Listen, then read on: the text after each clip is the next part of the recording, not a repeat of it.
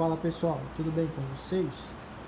Hoje está um dia mais tranquilo aqui, vou gravar esse vídeo para falar um pouco sobre esse PlayStation 3 aqui.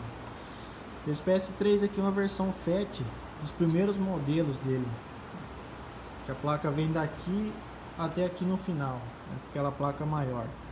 Os outros modelos de PS3 FAT, esse aqui é o retrocompatível, tem as 4 USBs aqui, e ele tem o sistema aqui em cima de leitura de memory card, enfim. Esse PS3 aqui ele chegou com um problema no módulo Bluetooth e no Wi-Fi.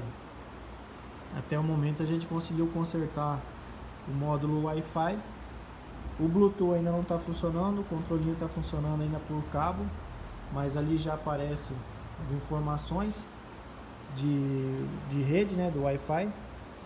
E assim, formatamos o videogame, ele está iniciando normal, não está dando erro nenhum.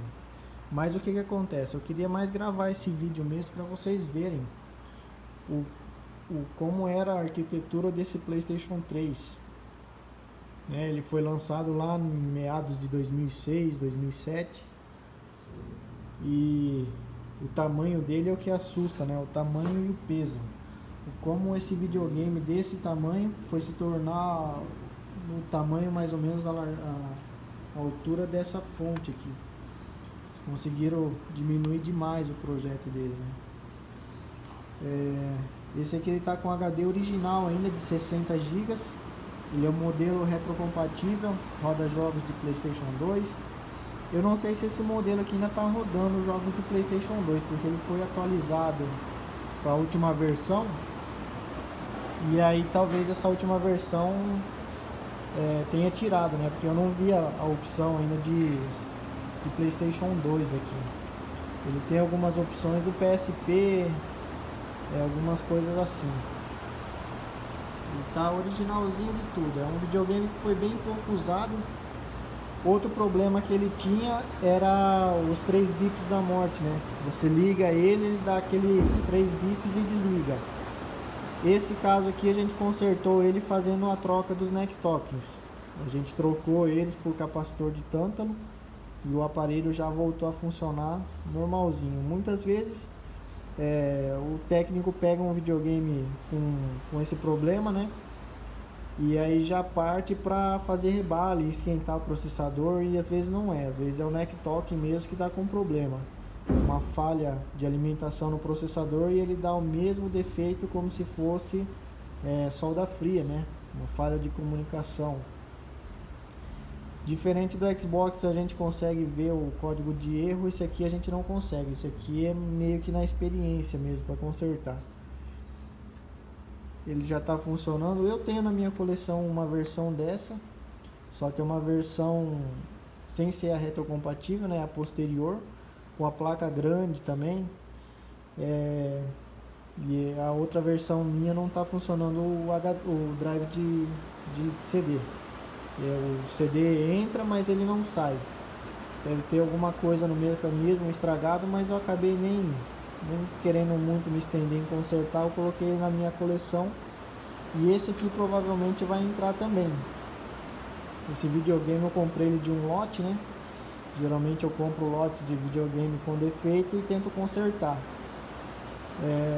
Já nesse caso aqui, como ele está com esse defeito no módulo Bluetooth, talvez eu nem me estenda muito em consertar, em tentar reparar ele, né? Já troquei essa placa aqui, que é a controladora, né, do Bluetooth e do Wi-Fi. Ele não funcionou, eu fiz o reparo no módulo Wi-Fi da placa original. Ele voltou a funcionar o Wi-Fi, mas o Bluetooth ainda não. Pode ser um erro na placa principal aqui também. Pode ser algum problema, alguma trilha estragada ou algum resistor com defeito, enfim.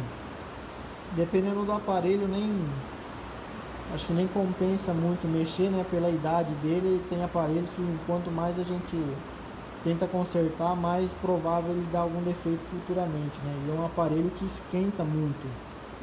Você pode ver aqui os projetistas lá da Sony, né, colocam a fonte em cima e O processador, acredito que seja o processador gráfico aqui embaixo. A área de calor aqui é enorme. Esse aqui até depois eu vou desbloquear ele e vou fazer aquele esquema para colocar por software aqui para acelerar o cooler dele. Mas tá aí, só gravar esse vídeo aí para mostrar mesmo essa máquina. É um console bem parrudo. Se comparar com as versões Super Slim mesmo, não dá um quarto o peso dessas outras versões.